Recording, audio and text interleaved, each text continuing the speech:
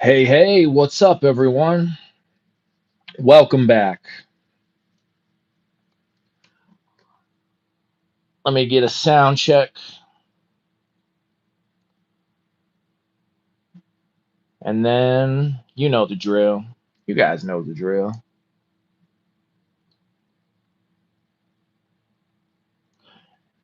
I'm sure it's working though, but until I find out for sure, at the very least, I wish you a wonderful day. Happy Thursday. Happy Equinox Eve. I wish you a wonderful day. Happy that the sound is working. Cool. And so a heads up, my one cat is kind of going, she's heating a little bit, so she might be in the background a little bit, but no biggie. Just so you got the heads up. And this is Jay Balvale. What's up, everyone? Welcome to my channel. Much love to you all. If you end up enjoying this video and enjoying this content, then please be sure to hit a like, share, and subscribe. And go search through my channel for some more content. I've got some pretty good book studies up. I got a little bit of tarot if those things interest you. And a pretty good chakra meditation you might find beneficial in your life. I sure have been. And let's see, we got One True Goddess. What is up? Welcome in. And also my Gnosis. Yo. Says I'm moving out, but about to tap in and listen. That's all right then. Well, congratulations. Wait, you're moving again? Oh, out moving. I got you. I read the words rearranged. I got you already. Out moving. Good for you, man. I hope you're making some good money. I hope it's as beautiful in your neck of the woods as it is mine. And for everybody else, today we get into class B and we get into another new study. And it's this book here. You might have already got the heads up. If you're a frequent visitor, then you've already been warned or notified, however you want to look at it.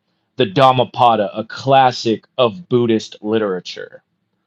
And I was getting a little head start, mostly since I had said also this introduction is rather long. It's about 100 pages worth of introduction, so we'll probably be splitting that up over the next 3 days. So similar to our study of Eliphas Levi's Transcendental Magic, we'll be spending the first week of each class just getting through the intro. But I was getting ahead, trying to get some highlighting done and all that to try to save us a bit of time. And this one is as good as I heard it was. So I hope you are all looking very forward to it. This one is going to be, oh, it's going to be a real treat for all of us. Okay, and I've got some good music. I've got some music that's some pretty good vibes. I think it's going to go along with this pretty well. I had found another one that was pretty good, but I didn't really like the way it transitioned. It just kind of it had kind of sloppy transitions, and so far this one seems to have some better ones. So be sure to let me know if it's too loud, if it's just right, all of that. Hey, sorry, you're right. All right, and let's go ahead and see what the tarot wants us to know as well before we get real ripping and real rocking. But many blessings and much love to all of you wonderful people, my favorite people.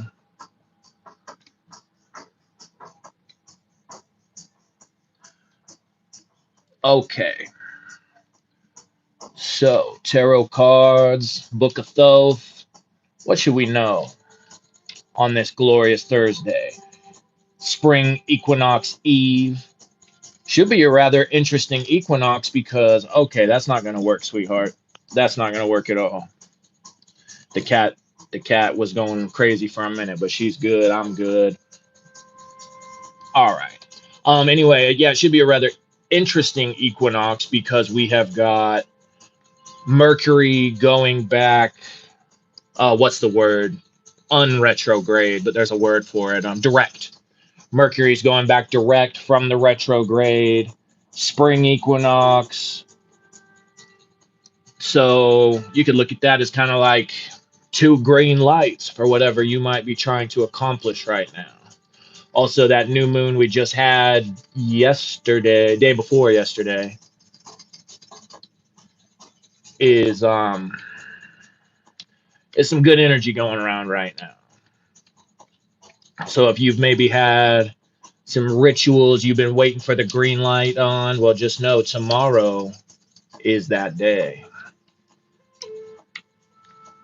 Or if you've been waiting to start, just maybe I try to approach this channel in kind of two ways where I try to speak at times thinking that there's people who come across it who have just never heard any of this before. And so not hitting them with way too much stuff that's just going to go completely over their head, but also still speaking to the people I know who come and tap in, who are on that more intermediate or even advanced level of things.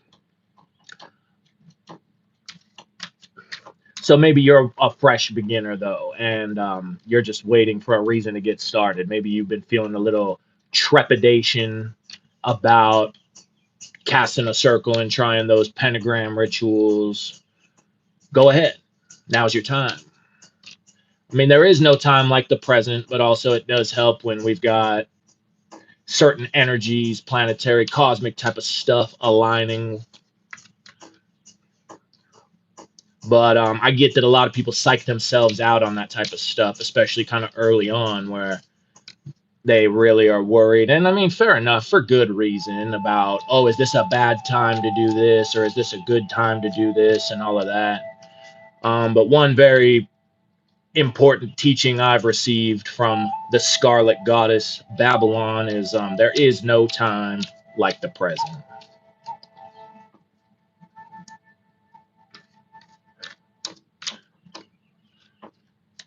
And chaos magic can kind of help with all that. Sunshine Chick, hey, hey, what's up? Great to see you. I hope you're having a marvelous day. All right, I've shuffled these enough. Let's split the deck and then this card here. Let's see what it wants to tell us. Okay, what do I see? What do I see when I touch the card? I see a trump. Oh no, but this is a great card. Six of Cups. So the sun in Scorpio. So we got a double hit of the sun because six Tippereth plus the sun, as in the planetary energy in the sign of Scorpio. The card of pleasure. The card of perfect balance in the world of Bria, in the emotions, in the creative space. So we got some real cup energy yesterday and today.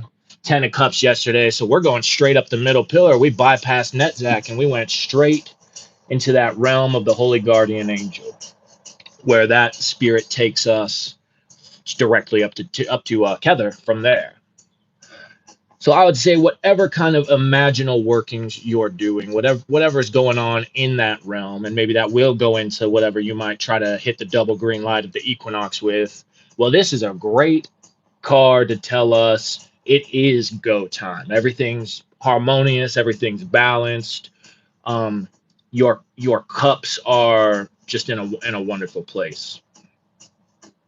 Okay, pleasure, Lord of pleasure. Well, I know that's what this book's about to bring us. So if nothing else, that hits for sure. All right then. Oh, and that's funny. I turned the deck upside down and look who it is. The Holy Guardian Angel that takes us on the path together, the High Priestess, the Mother Matrix. Sick. Well, that's double green light indeed. Very cool. All right, then. So, the Dhammapada, this translation is by Eknath S. Warren.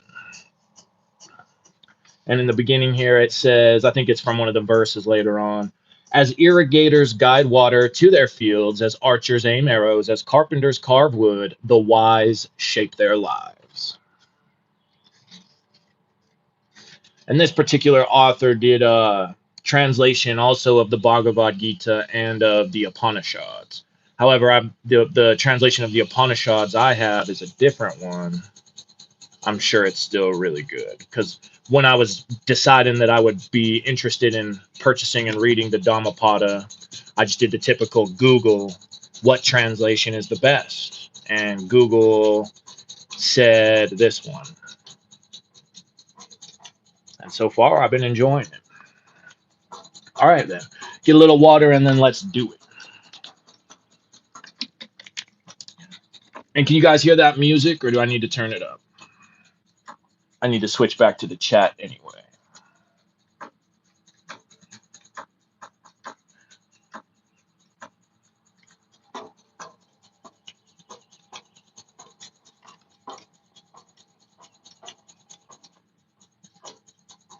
Okay, so the foreword.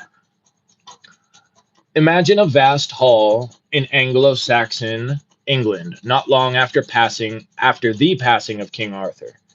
It is the dead of winter and a fierce snowstorm rages outside, but a great fire fills the space within the hall with warmth and light. Now and then a sparrow darts in for refuge from the weather. It appears as if from nowhere, flits about joyfully in the light, and then disappears again. Where it comes from and where it goes next in that stormy darkness, we do not know. Our lives are like that, suggests an old story in Bed's medieval history of England. We spend our days in the familiar world of our five senses, but what lies beyond that, if anything, we have no idea. Those sparrows are hints of something more outside, a vast world perhaps waiting to be explored. But most of us are happy to stay where we are. We may even be a bit afraid to venture into the unknown. What would be the point, we wonder? Why should we leave the world we know? Yet there are always a few who are not content to spend their lives indoors. Simply knowing there is something unknown beyond their reach makes them acutely restless. They have to see what lies outside, if only, as Mallory said of Everest, because it is there. Oh, yeah, I'll say. Okay, I need to do this thing too. There. Now she ain't going nowhere. This is true of adventurers of every kind, but especially of those who seek to explore not mountains or jungles, but consciousness itself, whose real drive, we might say, is not so much to know the unknown as to know the knower. Such men and women can be found in every age and every culture. While the rest of us stay put, they quietly slip out to see what lies beyond. Then, so far as we can tell, they disappear. We have no idea where they have gone. We can't even imagine. But every now and then, like friends who have run off to some exotic land, they send back reports, breathless messages describing fantastic adventures, rambling letters about a world beyond ordinary experience, urgent telegrams begging us to come and see. Look at this view. Isn't it breathtaking? Wish you could see this. Wish you were here. The works in this set of translations, the Upanishads, the Bhagavad Gita, and the Dhammapada, are among the earliest and most universal of messages like these, sent to inform us there is more to life than the everyday experience of our senses. The Upanishads are the oldest, so varied that we feel some unknown collectors must have tossed into a jumble all the photos, postcards, and letters from this world that they could find, without any regard for source or circumstance. Thrown together like this, they form a kind of ecstatic slideshow, snapshots of towering peaks of consciousness taken at various times by different observers and dispatched with just the barest kind of explanation. But those who have traveled those heights will recognize the views. Oh, yes, that's Everest from the northwest. Must be late spring. And here we are, south, in the full snows of winter. The Dhammapada, too, is a collection, traditionally, sayings of the Buddha, one of the very greatest of these explorers of consciousness. In this case, the messages have been sorted, but not by a scheme that makes sense to us today. Instead of being grouped by theme or topic, they are gathered according to some dominant characteristic like a symbol or metaphor. Flowers, birds, a river, the sky. That makes them easy to commit to memory. If the Upanishads are like slides, the Dhammapada seems more like a field guide. This is lore picked up by someone who knows every step of the way through these strange lands. He can't take us there, he explains, but he can show us the way. Tell us what to look for, warn about missteps, advise us about detours, tell us what to avoid. Most important, he urges us that it is our destiny as human beings to make this journey ourselves. Everything else is secondary. And the third of these classics, the Bhagavad Gita, gives us a map and guidebook. It gives a systematic overview of the territory, shows various approaches to the summit with their benefits and pitfalls, offers recommendations, tells us what to pack and what to leave behind. More than either of the others, it gives the sense of a personal guide. It asks and answers the questions that you or I might ask, questions not about philosophy or mysticism, but about how to live effectively in a world of challenge and change. Of these three, it is the Gita that has been my own personal guidebook, just as it was Mahatma Gandhi's. These three texts are very personal records of a landscape that is both real and universal. And hey, my gnosis. Um, it doesn't have to be anytime real too soon, but I've been wondering, I've been having a feeling you might want to do one of those ones, the Upanishads or the Gita, and I would love to do it like simultaneous with you. Do the other one. I mean, I'll be happy to just let you do both if you want to do both, also over on your channel. But if you want to try to do like a sync up on that, where one of us reads the Upanishads and the other reads the Bhagavad Gita, I think that would be very beneficial to the community. So let me know if you're vibing on something like that in the, I don't know, sometime this year. Okay. Their voices, passionately human, speak directly to you and me. They describe the topography of consciousness itself, which belongs as much to us today as to these largely anonymous seers thousands of years ago. If the landscape seems dark in the light of sense perception, they tell us it has an illumination of its own, and once our eyes adjust, we can see in what Western mystics call this divine dark and verify their descriptions for ourselves. And welcome up by me, Owusheni.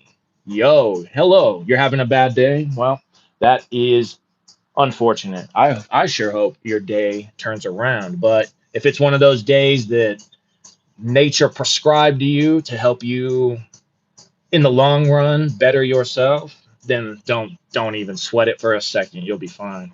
And Anna Martez, what's up? Welcome in. I hope you're having a good day. And this world, they insist, is where we belong. This wider field of consciousness is our native land.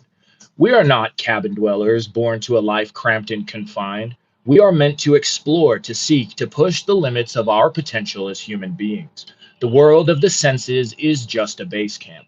We are meant to be as much at home in consciousness as in the world of physical reality. And see, that's what I've been saying.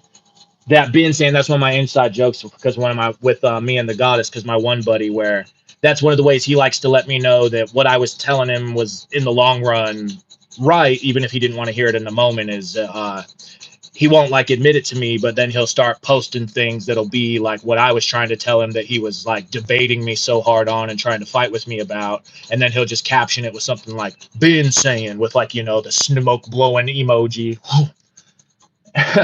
So yeah, I've been saying, right, we need to be focused on absolutely on the spiritual realms, absolutely on consciousness and higher consciousness and all of that, but also we don't need to be checking out of our everyday life and escaping, and they go hand in hand 100%.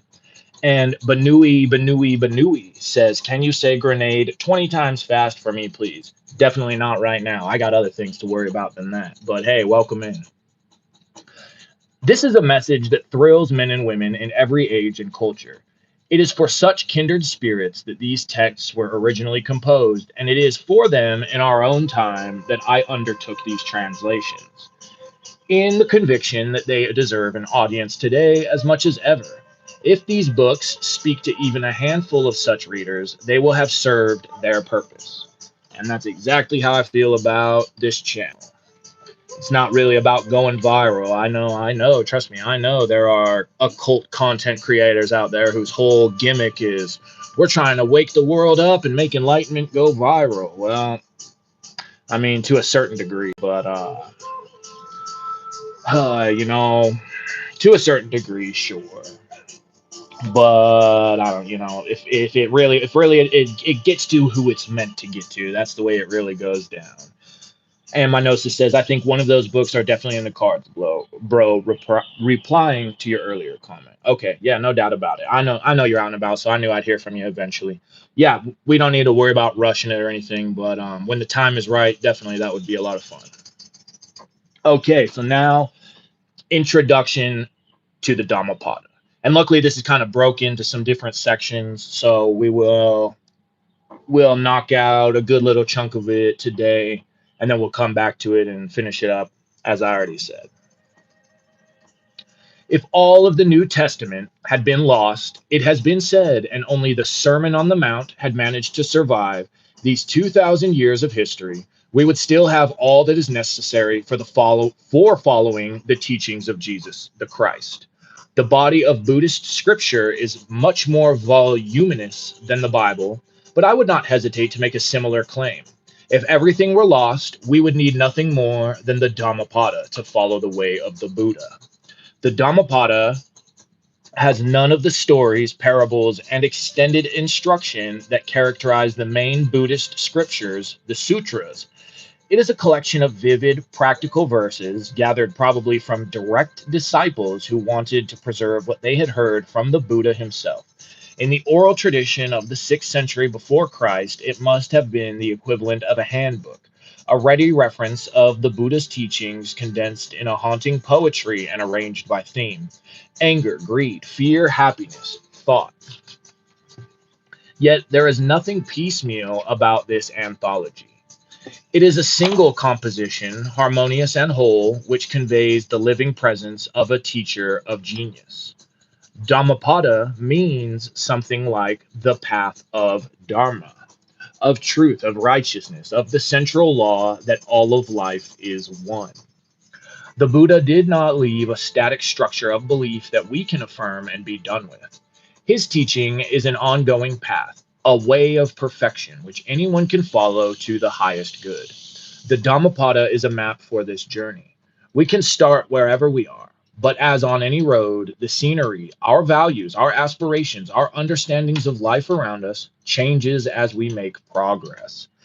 These verses can be read and appreciated simply as wise philosophy. As such, they are part of the great literature of the world. But for those who would follow it to the end, the Dhammapada is a sure guide to nothing less than the highest goal life can offer: self realization. All right, the Buddha's world, the legacy. When Prince Siddhartha was born in the middle of the 6th century BC, Indian civilization was already ancient. Perhaps 1,500 years had passed since wandering Aryan tribes from Central Asia entering the Indian subcontinent along the Indus River had found a civilization already 1,000 years old, in which I would call the defining features of the Hindu faith. The practice of meditation and the worship of God as Shiva and the Divine Mother seem to have already been established. The Aryans brought with them a social order presided over by priests or Brahmins, the trustees of ancient hymns, rituals, and deities related to those of other lands, especially Persia, where Aryan tribes had spread. India seems to have dealt with this new religion as it has dealt with cultural imports ever since. It absorbed the new into the old. As a result, in even the earliest of the Indian scriptures, the Rig Veda, whose oldest hymns go back at least to 1500 BC, we find Aryan nature gods integrated with the loftiest conceptions of mysticism. There is no inconsistency in this integration, only a very early recognition that life's supreme reality is described in many ways. Truth is one, says a hymn of the Rig Veda. The wise call it by different names. From the beginning, then, two subcurrents ran through the broad river of Vedic faith. One, followed by the vast majority of people, is the social religion of the Vedas, with Brahmins in charge of preserving the ancient scriptures and presiding over a complex set of rituals. But another tradition, at least as ancient, teaches that beyond ritual and the meditation of priests, it is possible, through the practice of spiritual disciplines, to realize directly the divine ground of life. This ideal is sanctioned in Vedic religion as the human being's highest vocation. The opportunity is open to anyone to wrap up social obligations and retire to an ashram in the Himalayas or in the forests flanking the Ganges to learn from an illumined teacher how to realize God. This choice is often misunderstood as world weariness. And we know that even in the most ancient times, India had ascetics who tortured their bodies in the desire to free their spirit. But this is not India's classical tradition. And the typical ashram of the times is a retreat where students would live with an illumined teacher as part of his family, leading a life out of outward simplicity in order to concentrate on inner growth. Ronaldo FJ, what up? Great to see you. Says, I'm excited for this one. Much love, my brother. Hope you're having a great day. Most definitely am, and I hope the same for you. Sometimes graduates of these forest academies would go on to become teachers themselves, but it was at least as likely that they would return to society, disciplined in body and mind, to make a contribution to some secular field. Some, according to legend, well, I'll stop right there. See, that's what I mean about this whole true will thing, right? For some people, it is part of their true will to go on and further these spiritual teachings and disciplines. For a lot more, however, it's more about taking this, applying it to your life, bettering your life with it, and also taking it into whatever your particular career or special interest may be, whatever your artistic pursuits are, whether that is something like gardening, like cooking, like music, like actually painting or drawing, even just being a householder, in the way that it makes you a better father, a better mother, even a better son or daughter, since a lot of us, even if we're adults, are still in that age where we've still got mom and dad around, you know what I mean? So, but it was at least as likely that they, oh wait, I read that one already. Okay. Some, according to legend, became counselors of kings. One, Janaka, actually was a king. These men and women turned inward for the same reason that scientists and adventurers turn outward, not to run from life, but to master it. They went into the forests of the Ganges to find God as a poet turns to poetry or a musician to music, because they loved life so intensely that nothing would do but to grasp it at the heart. They yearned to know what the human being is, what life is, what death means, and whether it can be conquered. Oral records of their discoveries began to be collected around 1000 BC, or even earlier, in fragments called the Upanishads. Individualistic in their expression, yet completely universal, these ecstatic documents belong to no particular religion, but to all mankind. They are not systematic philosophy. They are not philosophy at all. Each Upanishad contains the record of a darshana, literally something seen, a view not of the world of everyday experience, but of the deep, still realms beneath the sense world, accessible in deep meditation. The eye cannot see it, mind cannot grasp it. The deathless self has neither caste nor race, neither eyes nor ears nor hands nor feet. Sages say this self is infinite in the great and in the small, everlasting and changeless, the source of life.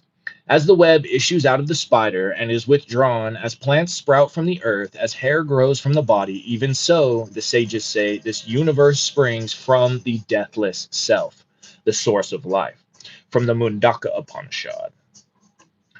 Born in freedom and stamped with the joy of self realization, these early testaments of the Vedic sages are clear antecedents of the Buddha's voice. They contain no trace of world denial, no shadow of fear, no sense of difference about our place in an alien universe. Far from deprecating physical existence, they teach that self realization means health, vitality, long life, and a harmonious balance of inward and outward activity. With a triumphant voice, they proclaim that human destiny lies ultimately in human hands for those who master the passions of the mind. We are what our deep driving desire is. As our deep driving desire is, so is our will. As our will is, so is our deed. As our deed is, so is our destiny. From the Brihadaranyaka Upanishad. And they insist on knowing, not the learning of facts, but the direct experience of truth, the one reality underlying life's multiplicities. This is not an intellectual achievement. Knowledge means realization.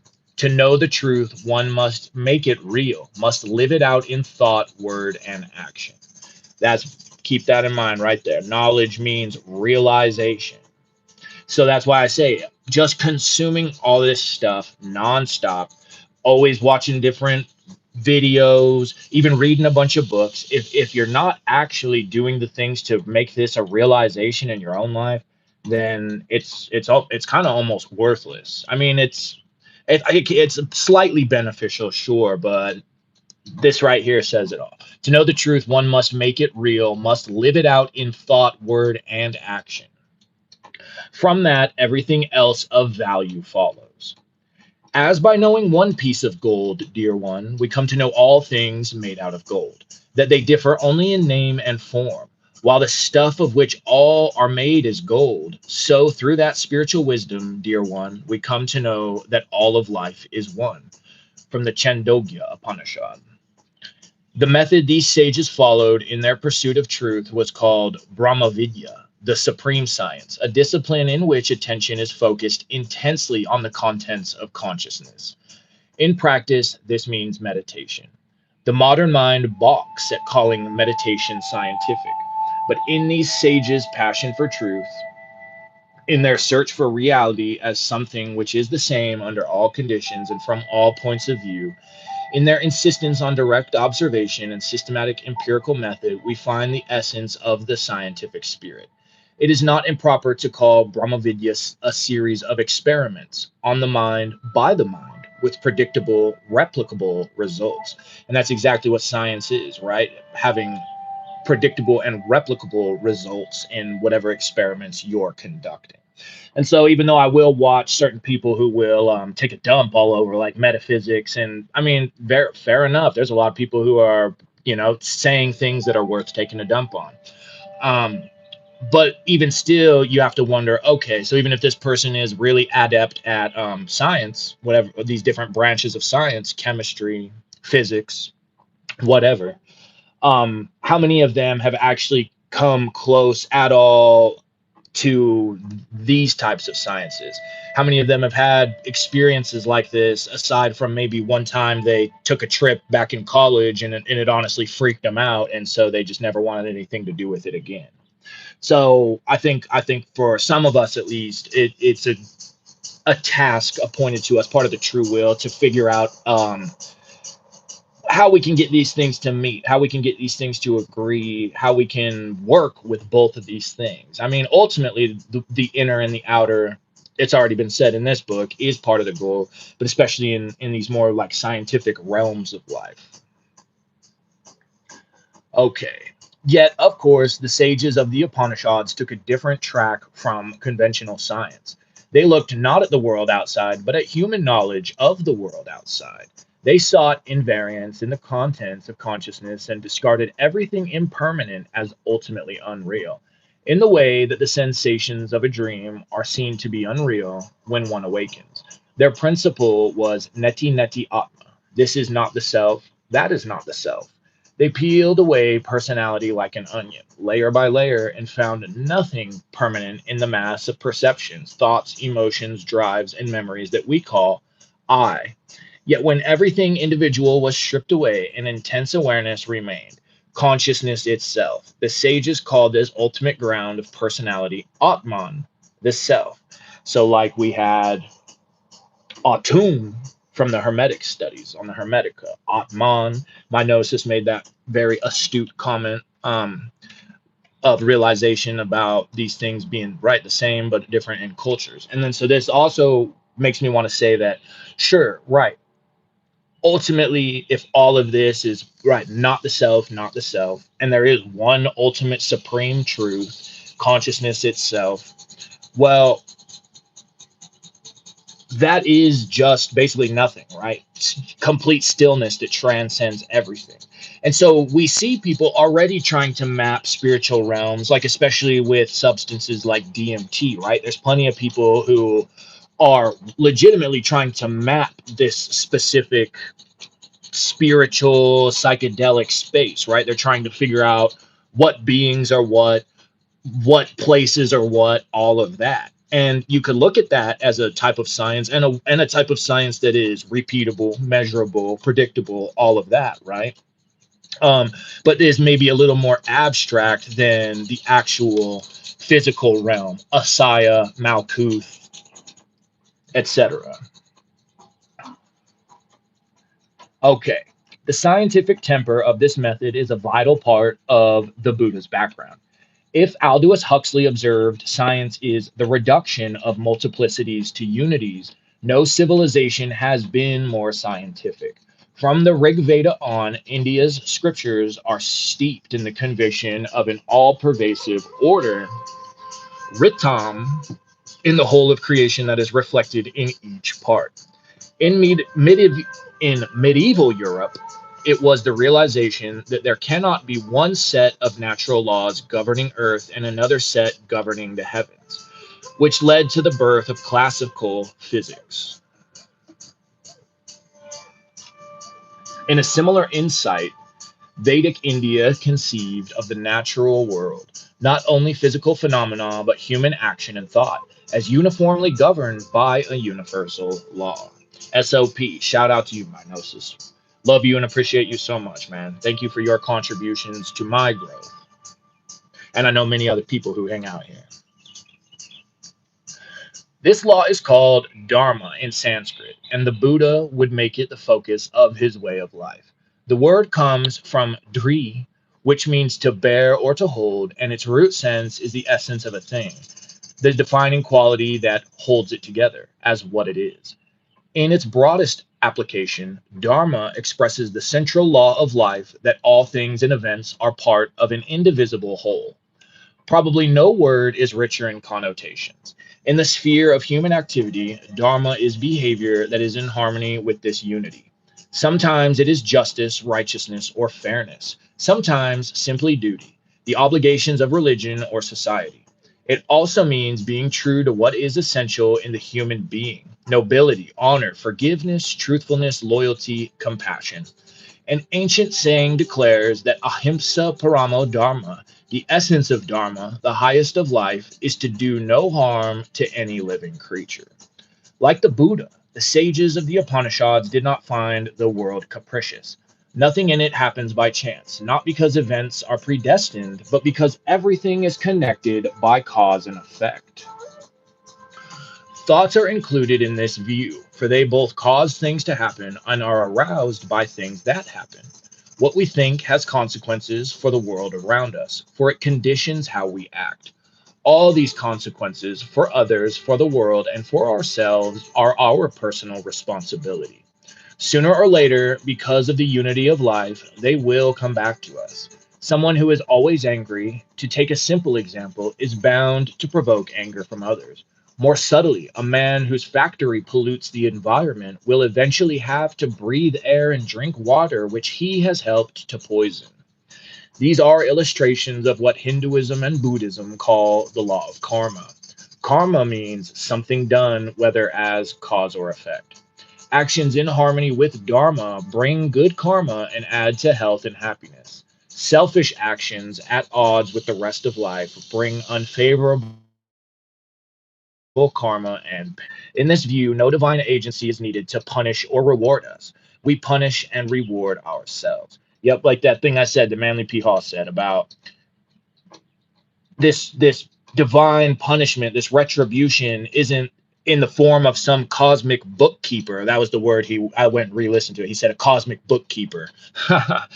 It's the punishment is inherent in the bad deed itself, or the reward is inherent in the good deed on the other side of the coin.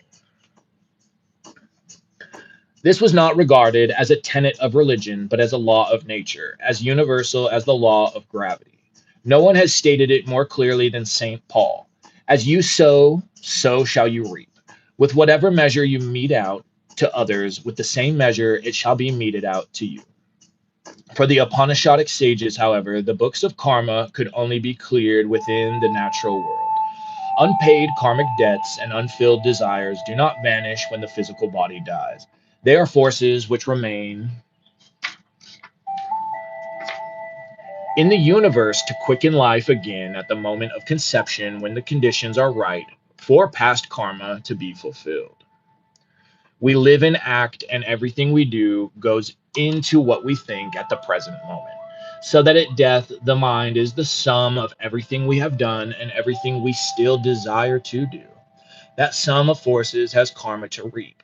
And when the right context comes, the right parents, the right society, the right epoch, the bundle of energy that is the germ of personality is born again.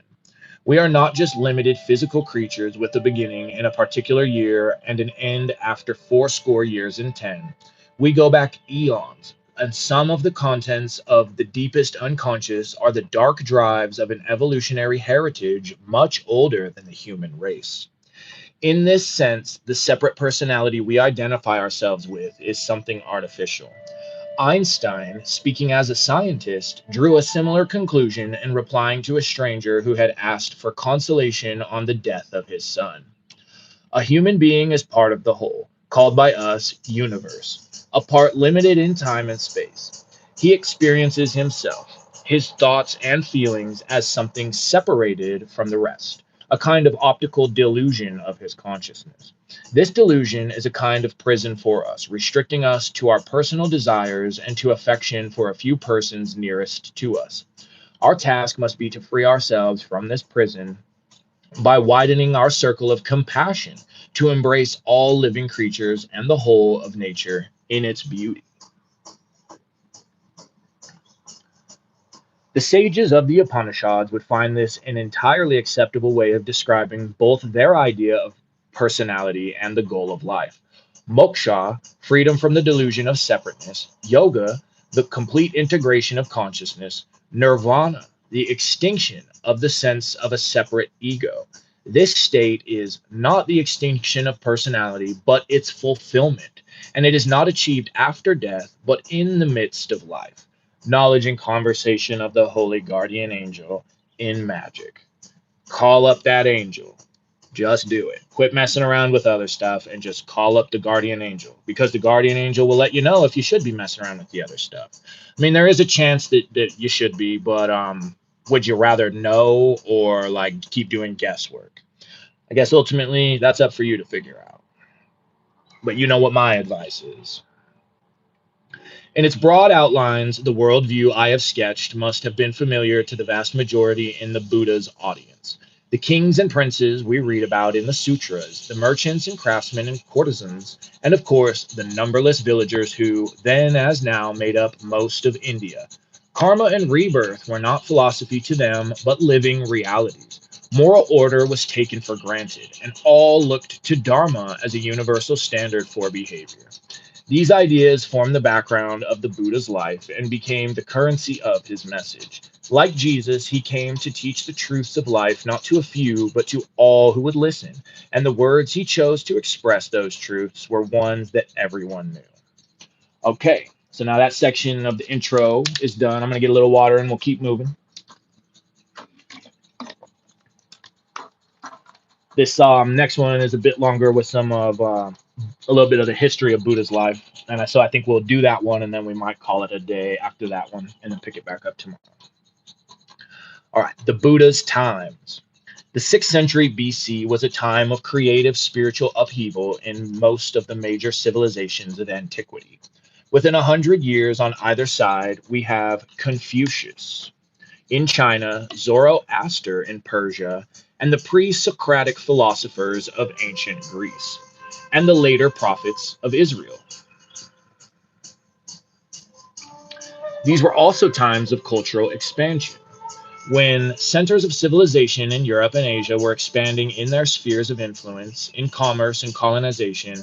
In the Buddha's time, at least 16 kingdoms and republics lay along the Ganges and against the Himalayan foothills, part of an increasingly active trade route which ran westward through the vast Persian empire of Cyrus the Great all the way to the Mediterranean. These contacts must have contributed to a burgeoning urban life by the time Buddha was born. The larger cities of this period, prospering from a rapidly growing middle class of merchants and craftsmen, were well planned and show a remarkable sense of public mindedness. In no other part of the ancient world, writes A.L. Basham, were the relations of man, and of man and the state so fair and humane. India was a cheerful land whose people, each finding a niche in a complex and slowly evolving social system, reached a higher level of kindliness and gentleness in their mutual relationships than any other nation of antiquity. These were also the centuries in which ancient India's scientific tradition began to blossom. Details are difficult to trace, but by the first century after Christ, astronomy, arithmetic, algebra, logic, linguistics, surgery, medicine, and a psychology of personality were all well developed. The encounter between India and Greece when Alexander the Great reached the Indus River 326 BC invites comparison between these two civilizations and gives us in the West a familiar benchmark. India, with its decimal system and the potent creation of zero, dominated mathematics as Greece did geometry, and in medicine and surgery, both led the ancient world. From such observations, we can make some guess at the kind of education a doting ruler like the Buddha's father might have given his only son. Even in those days, India had great centers of learning from which to draw tutors. One of the best known was Takshashila or Taxila, which lay at the crossroads between India and the Persian Empire. And we know that the graduates of these institutions enjoyed a good reputation in neighboring lands. It is probably no coincidence that the Buddha, whose language is occasionally that of a physician, arose in a land with the world's greatest medical schools. For most of India, of course, religion meant not the lofty concepts of the Upanishads, but a web of Vedic rituals, presided over by Brahmin priests and often overlaid with superstition. Yet Upanishads were still being created, and forest truth seekers may have been even more numerous than in earlier times. They had in common the practice of some form of mental discipline, yoga, and some form of severe self denial, tapas, as aids to releasing spiritual power. Beyond this, however, we find no more agreement than among the pre Socratic philosophers who roamed Greece and Asia Minor at roughly the same time. Many of these figures did not merely bypass religious orthodoxy, but challenged it. We read of teachers and their disciples wandering about, debating each other, and teaching a perplexing disarray of views. Some of their arguments that good and bad conduct make no difference, for fate decides everything, that transcendental knowledge is impossible, that life is entirely material, are perennial and have their adherents even today. Others seem to intend to take issue with the Upanishads, or perhaps show what happens when an idea from the Upanishads is developed without being understood. The climate has been called pessimistic, even world weary. Considering the cultural evidence, however, it seems more likely that this philosophic hotbed was one aspect of an expansive self confidence in which old ideas were being challenged on every side.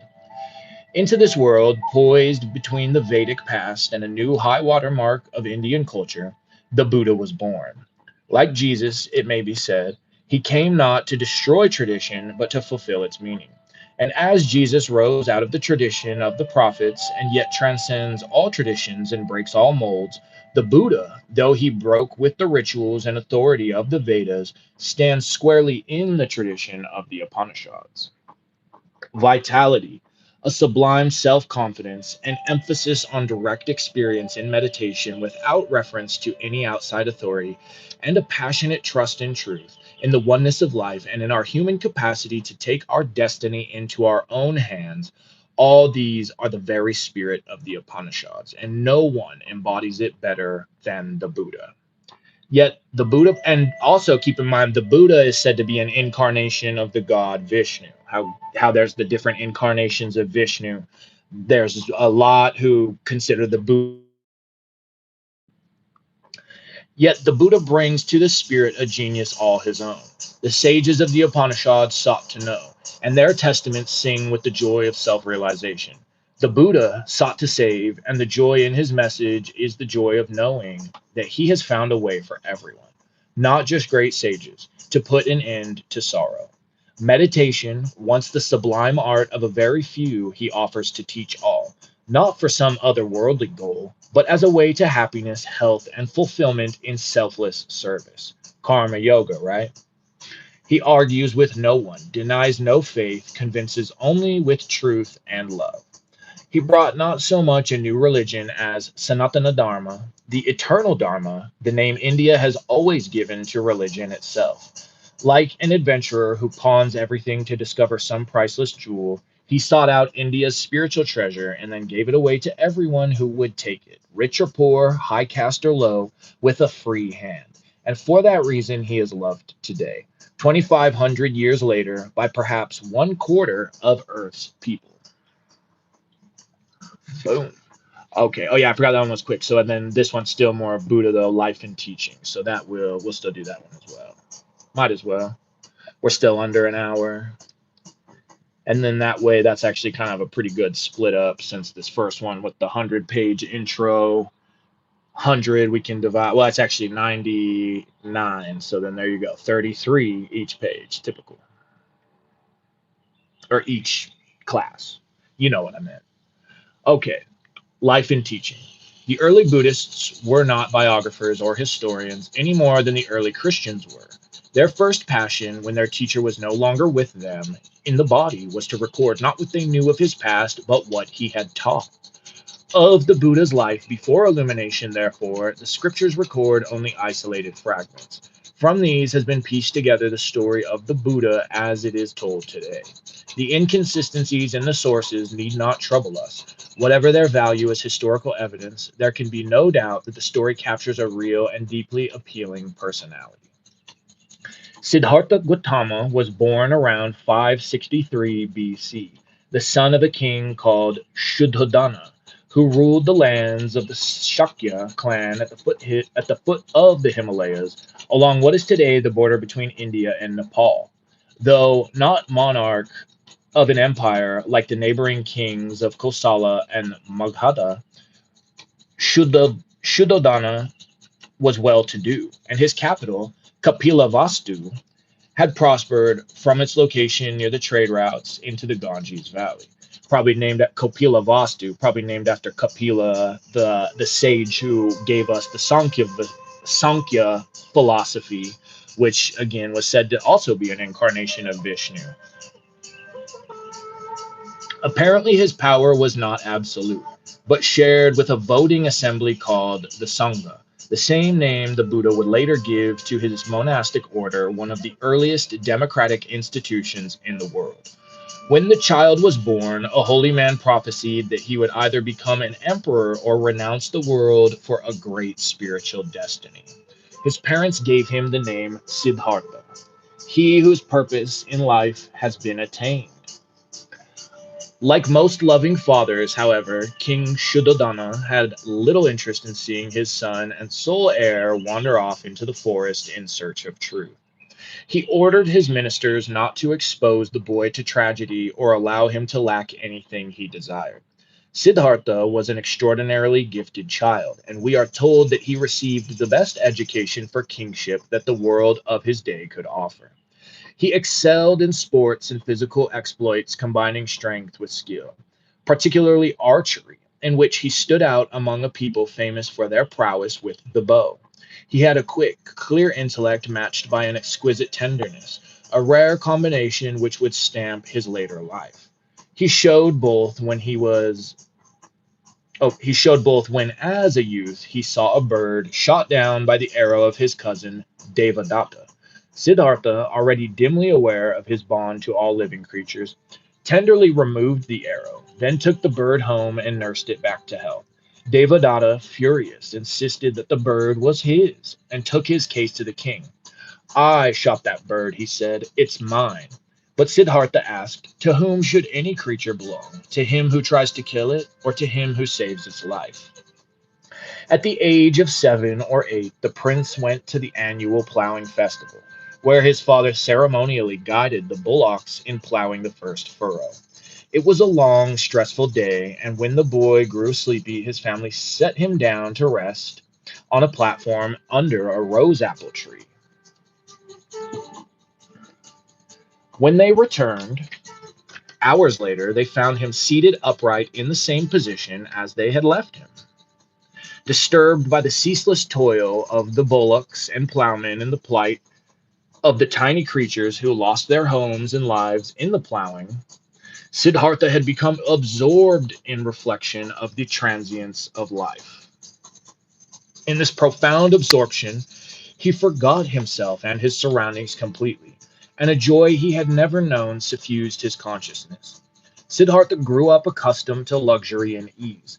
Later, he would tell the austere monks gathered around him, I was delicately nurtured, brothers. When a piece of silk was not the very softest grade, I would not wear it next to my skin. Only the freshest fruits were sent to me, and a whole staff of cooks looked after my meals. Nothing unpleasant was allowed to enter his vision. On attaining manhood, Siddhartha learned that a lovely cousin named Yashodhara would choose her husband from the princes and chieftains who vied for her hand in a contest of archery. Siddhartha showed up on the appointed day, supremely confident of his skill. One of the suitors hit the bullseye, but Siddhartha stepped forward boldly with one shot split his rival's arrow down the middle. There you go. Right there's a key to the level of focus, to the level of dharana that you need to have to obtain whatever your goals are in life, obtain knowledge and conversation of the holy guardian angel, manifest whatever you're trying to manifest. Right there. Right there. Not don't forget the fact somebody else already hit the bullseye. Split their arrow down the middle and hit the bullseye yourself. Yashodhara proved to be as loving as she was lovely, and in time the couple had a son named Rahula, who combined the beauty and tender nature of them both. Siddhartha was 29. His future promised every fulfillment life could offer. By this time, however, gnawing questions had begun to haunt his mind. The innocent pleasures of his life seemed fragile, edged with the poignancy of something not quite real enough to hold on to.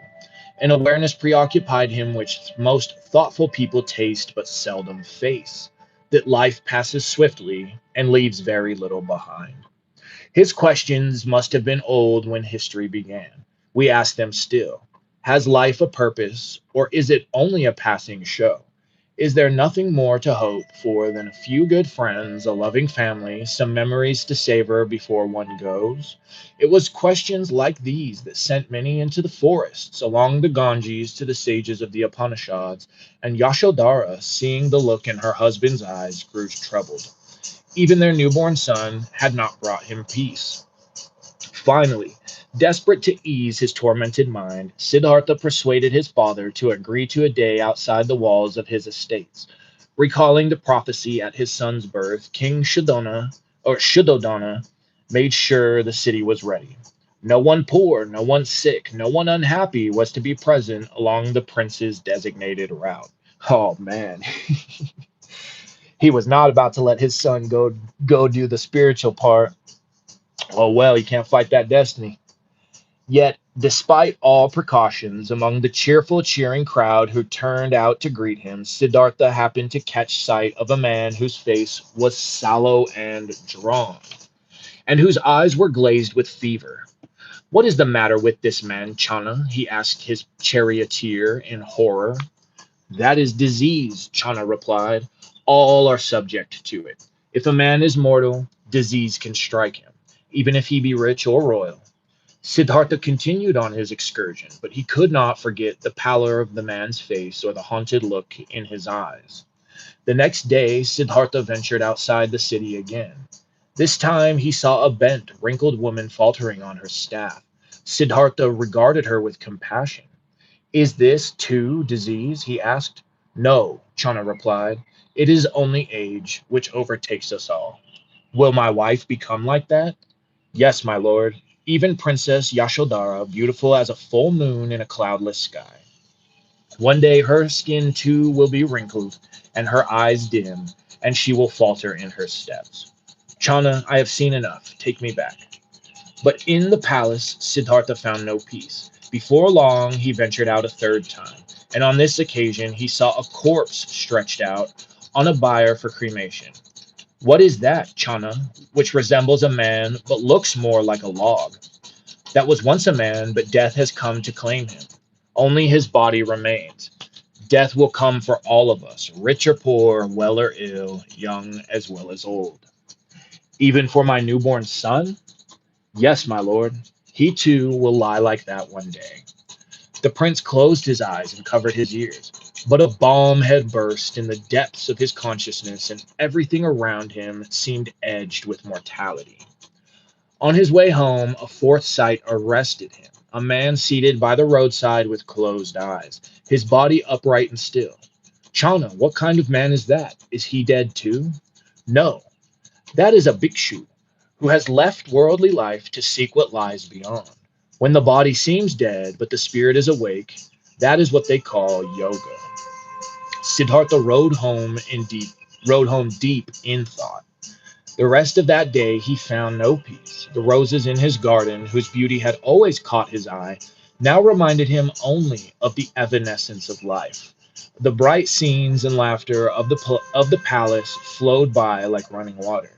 Everything is change, he thought. Each moment comes and goes. Is there nothing more, nothing to the future but decline and death? These questions are familiar from the lives of saints and seekers in every tradition, and there is nothing morbid about them. It is this awareness of death that brings life into clear focus. The Buddha to be was beginning to wake up. Shuddhodana noticed with alarm the change that had come over his son. Gone was the enjoyment he had always found in his sports and games in the company of his friends. His mood was sober and indrawn. The king consulted with his ministers and concluded that Siddhartha had grown weary of married life and needed diversion. That very night, they arranged a spectacle featuring the loveliest dancing girls in the land. They said we need to get this boy a bunch of girls around him and fast. The performance went on past midnight. Finally, the last guest left and the dancers fell asleep. One by one, the lights burned out. Only Siddhartha remained awake, scarcely aware of the world, brooding over a still unconscious choice. Sometime in the early hours of the morning, it was, the chronicles tell us, the first full moon of spring. That's about to be the next full moon too, by the way, since we're about to hit the equinox. That's officially springtime, and we just had the new moon, so the next moon coming up, which will be the full moon, is going to be the first one of spring. Siddhartha looked around him in the shadowy hall and saw a chilling sight. The dancers lay snoring in the postures in which they had fallen asleep, and in the moonlight, the lithe bodies that had seemed so lovely in silk and makeup looked coarse and offensive in their disarray. The chroniclers say it was a conjuring trick of the gods who wanted the prince to reject the pleasures of the world and seek enlightenment, but no such explanation seems necessary. For a moment, the curtain of time had gone up, and Siddhartha had seen beneath the tinsel of appearance, past the strange illusion that makes us believe the beauty of the moment can never fade. That moment, he resolved to go forth from the life he had known, not to see his family again until he had found a way to go beyond age and death. For a long moment, he lingered at the doorway to his bedchamber, watching his wife and son sleep in each other's arms. Young, delicate, full of tenderness, they seemed now to stand for all creatures, so vulnerable in the face of time and change. Afraid his resolve might fail, he did not wake them. In the dark hours before dawn, Chana brought the white horse Kamtaka, his hooves padded so that no one would hear his steps in the courtyard. They traveled eastward until dawn. At the river Anoma, the prince dismounted, slipped the rings and ornaments of royalty from his body, and removed his robes and sandals. Take these back to the palace now, Chana. I must go on alone. Chana received the bundle with tears in his eyes, for he had served the prince many years and loved him deeply. He pleaded to be allowed to go along, but to no avail. Kamtaka, too, according to the chronicles, wept as Chana led him home, and died soon afterward of a broken heart. At the edge of the forest, Siddhartha scavenged some rags from the graves of executed convicts. They too had severed their bonds with the world, and were not all creatures under sentence of death? Check that. We've all been sentenced out here, dude. We're all criminals of life, and we're sentenced to death. Their color, saffron yellow, has been ever since the emblem of a Buddhist monk. Siddhartha put on his makeshift robe, burned the rest of his clothes, and cut off his black hair. Henceforth he would own no more than his robe and a mendicant's bowl, and eat only such food as he might be given. He was ready to plunge into his quest. In the forest, Siddhartha studied yoga, meditation, with the best teachers he could find. With each, he learned quickly what they had to teach, mastering their disciplines and matching their austerities, and discovered that they had not found the goal he sought. Shoot. Siddhartha then struck off on his own. For 6 years he wandered in the forest, subjecting his body to all kinds of mortification. Perhaps, he reasoned, his teachers had not been austere enough to reach the goal. Perhaps through starvation he could break his identification with his body, winning detachment from its ultimate fate. Day by day, he reduced his intake of food until he was eating only 1 grain of rice a day. His body became so emaciated that he could reach into the cavern of his stomach and feel his spine. Such power of will attract attention from other seekers, and on the banks of the river Naranjara, he was joined by 5 ascetics who became his disciples. With his body so worn down, however, Siddhartha discovered that he could no longer meditate well. His mind lacked the vitality for intense, sustained concentration. He began casting about for another approach, and there came to his mind the experience under the rose apple tree so long ago, where he had tasted the joy that comes when the clamor of the mind and senses is stilled. Austerity is not the way to the calming of passion, to perfect knowledge, to freedom, he thought. The right way is that which I practiced at the foot of the rose apple tree. But that is not possible for someone who has spent his strength. At that time, Sujata, the lovely daughter of a nearby householder, had just borne her first child and wanted to make a Thanksgiving offering. The radiant god to whom you prayed for a son, her handmaid reported, is sitting under a banyan tree by the side of the river. Why not make your offering to him directly? So Sujata prepared her favorite delicacies and brought them in a golden bowl to the banks of Naranjara, where she offered them to the man whose frail frame seemed suffused with light. Siddhartha ate slowly, and when his hunger was satisfied, he twisted a wick from the ragged edge of his robe, placed it in oil in the bowl, lighted it, and set his makeshift lamp afloat in the river's slow waters. If I am not to attain complete freedom, he declared, let this bowl travel with the current downstream. It drifted in the eddies, then seemed to move slowly against the flow. Siddhartha's disciples witnessed these peculiar developments with amazement. Was this the man who, for 6 years, had outdone all other seekers in austerity? They had put their trust in his unbreakable determination. When they saw him waver and change course, they abandoned him in disgust. Siddhartha was again alone. It was spring, when the world itself was quickening with new life. The very landscape must have reminded him of that plowing festival so many years ago, or so many years before, when his mind had spontaneously plunged into meditation. When a good archer first hits the bullseye, he told his disciples later, he stops and examines everything carefully. How was he standing? How was he holding the bow? How did his fingers let the arrow go? And he tries to make everything the same for the next shot. In the same way, brothers, I set about systematically trying to repeat what had led to success so long ago. So there you go. That's why it's just going to be basically impossible to, one, become an overnight magus or yogi, two, to buy your way into it. Not that you can't still obtain certain valuable lessons along the way, but everybody's always looking for a shortcut. Everybody's always looking for the cheat codes. And what it really is a process of trial and error. So that's why you need to be keeping a record of things when you do your rituals, when you do your meditations, whatever, especially when it's some stuff that really works. And even when it's stuff that doesn't, you want to be keeping a record of it. Similar like the mechanic analogy I've already made, right? Say you do really DIY the whole mechanic thing from like free YouTube videos, whatever. um, you would be really foolish to be doing it the whole time without paying very close attention to what actually worked, what didn't work, And there's all kinds of different cars and things as well, right? So this is something you really need to cultivate patience if you're trying to sincerely do.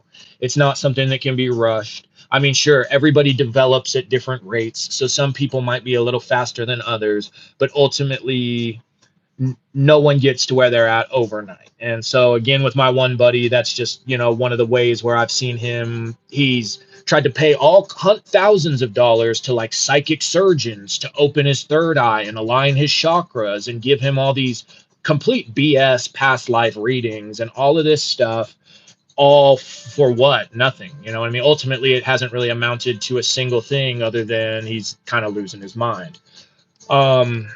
So just be patient with yourselves. Don't be so worried about taking these types of routes. Just put in the time to practice and study and loving yourself and the world around you.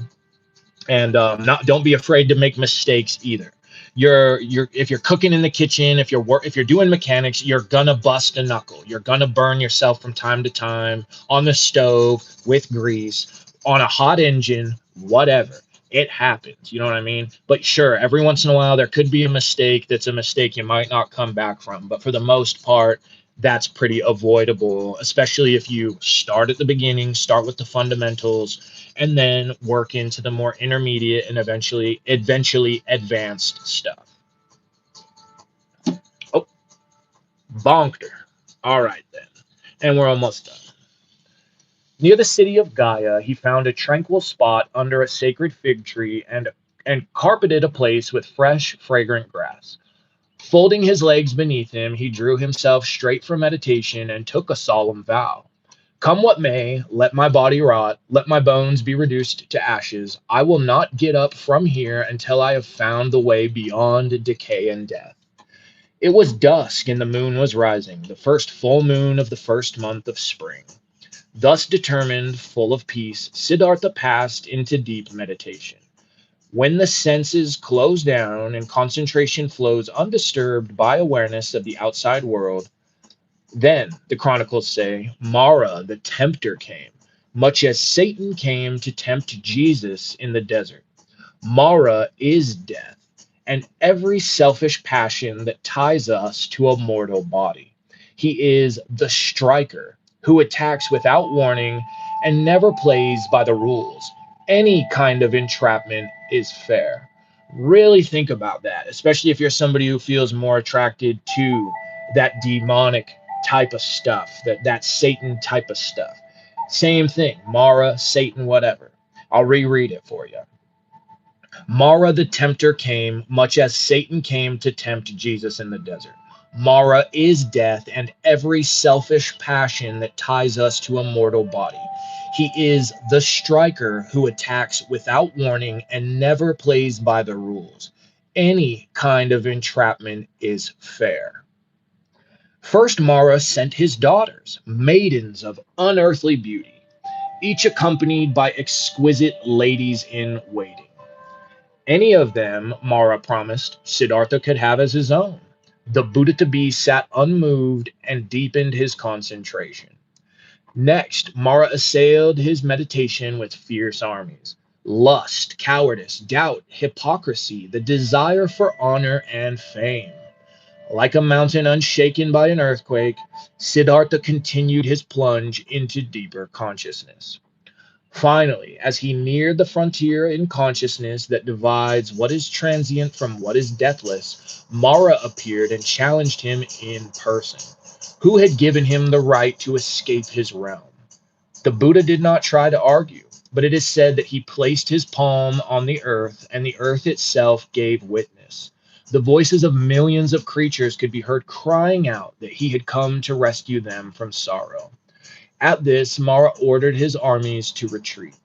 The dark waters of the unconscious closed over Siddhartha, and he slipped into that profound stillness in which thought stops and the distinctions of a separate personality dissolve.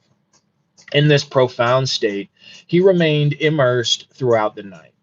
When dawn came, the tree under which he sat burst into bloom, and a fragrant A fragrant spring breeze showered him with blossoms.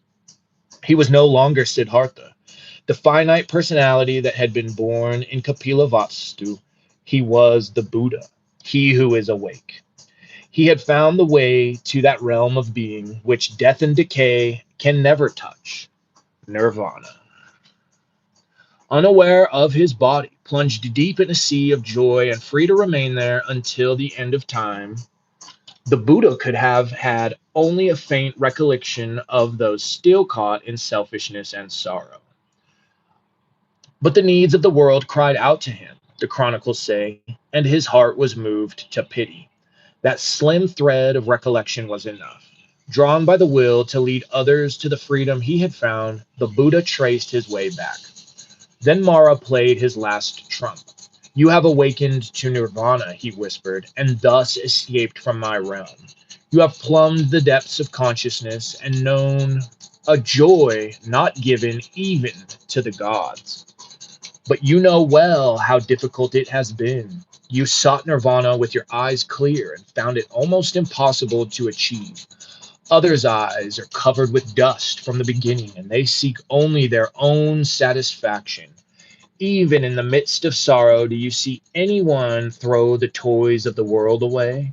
If you try to teach them what you have found, who do you think will listen? Who will strive as you have? How many will even try to wipe the dust from their eyes?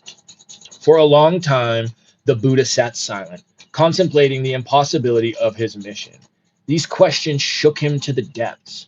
In a world of sleepwalkers, how many would listen to someone returning from a world they would probably never see?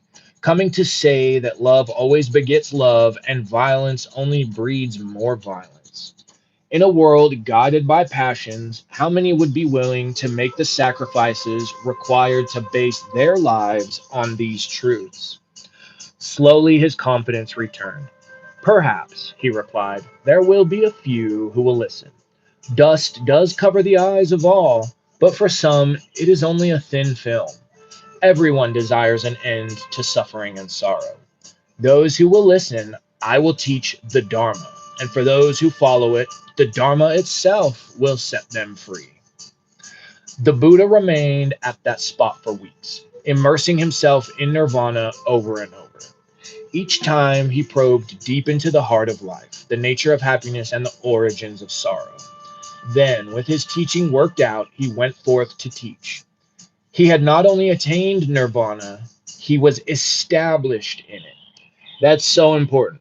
He had not only attained nirvana, he was established in it. Aware of life's unity not only during meditation, but every moment, awake or asleep. Now he could help others to make the same crossing. A kind of cosmic ferryman. He is represented as always calling, Koi Paraga. Anyone for the other shore? Okay, we did it. That is it for our first part of the introduction to the Dhammapada. And see, that's where my path really started out. My spiritual path started with Buddhism and Buddhist teachings. And then a couple years in, I found my way to magic. And because I'm a Westerner and kind of have that Western Dharma, you could say, magic really appealed to me. But the things about it that appealed to me were the fact that it was basically like a Western Buddhism. Not all the, I don't know, the manifesting and all of that type of stuff that I get appeals to a lot of people. But everybody wants a quick fix, right? And that's just not how it works either. Like, you're not going to pay some grand wizard or grand yogi to fix all your problems in life. You have to do it yourself. And I get it. None of us want to go to work half the time. Work is, I mean, I don't know. I personally, I think as long as you enjoy work, work is pretty fun. Work is pretty enjoyable. But I get some of us have done jobs that are just torture, essentially. They suck. Well, that's because they're not in alignment with what you're supposed to be doing. Find what it is that you're supposed to be doing. Find what is in alignment with you and your true will. You know who will help you do that? You already know the answer. Holy guardian angel. Then you will be walking the path of Dharma. You will be fulfilling your karma, um, and you won't be stressed. You won't be stressed at all because you'll be doing what you're supposed to be doing. And no, really nobody can figure that out for you. Just like I can't call up your holy guardian angel for you, but I can certainly can and have tried my best to give you the tools so you can do it yourself, because that's the way it's going to need to be done. um or if you don't want to call it the holy guardian angel, whatever, the capital S self, your own Buddha nature, your own Christ nature, Christ consciousness. There's all kinds of different names for it, but ultimately it's that higher self aspect of you, that aspect of you that is next only to the zero, basically the pure, perfect, pure, still consciousness, the thing that is outside of time and space, outside of birth and death, that is like the infinite you. So it's going to, without a single doubt, it's going to know what it is you need to know. And another little fun thing about Goetia, for any and all of you Goetia people, guess what kind of spirits have tried to convince me, oh, I'm your angel? And remember who warned us against that? Uncle Al, right? He said that, oh yeah, there's going to be all kinds of spirits out here that'll try and step in the place of that spirit and be like, oh, don't, yeah, I'm your HGA. Don't worry, I'm your highest self. No, you are something that helps me attain that thing, and as well as attain my true will, but you are not that being. So keep these things in mind. Don't be afraid if you haven't got your hands dirty yet. For those of you who are super fresh but are finding this to be something that calls to you, don't be afraid to get your hands dirty. But just keep some of these warnings in mind. Like I've said, like there's actual, definitely those more just satanic type of people that I feel are very good magicians and worth listening to, who will say the same thing. I have to make sure before I get into a pact with a demon that everything is actually doable, because these spirits love to trick you. These spirits love to get you. What did it say about Mara, right? Entrapment, and anything is fair.